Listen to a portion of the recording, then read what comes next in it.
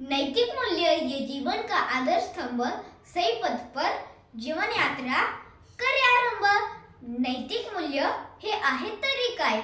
प्रामाणिक असणे, दयाळू असणे, विश्वासू असणे, लहान मोठ्यांचा आदर करणे, इतरांचं सहकार्य करणे हे नैतिक मूल्य.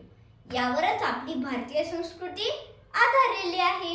ही मूल्य आपल्याला लहानपणापासून आपले आजी, आजोबा, आई, वडील, गुरुजन शिकवत असतात. ही मूल्य आचरणात आणून आपण एक जबाबदार नागरिक बनतो.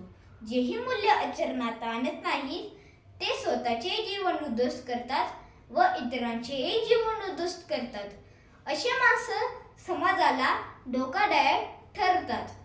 आपली भारतीय संस्कृती नैतिक मूल्यांना उच्च स्थान देत होती, पण सध्या टीव्ही व मोबाईलमुळे आपण नैतिक मूल्य विसरून जात आहोत.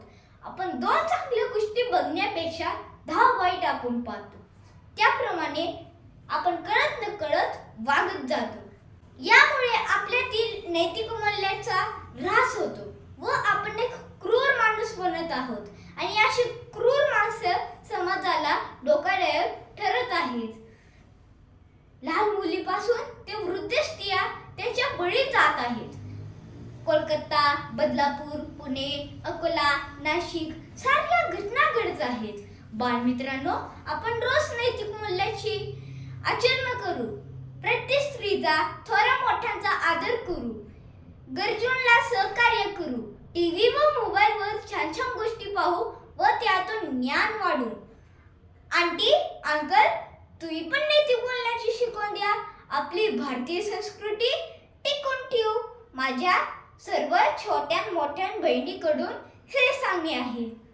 हीच आमची प्रार्थना अन हेच आमचे मागणी. हीच आमची प्रार्थना अन हेच आमचे मागणी. माणसाने माणसाशी माणसा सम वागणे. हीच आमची प्रार्थना. धन्यवाद.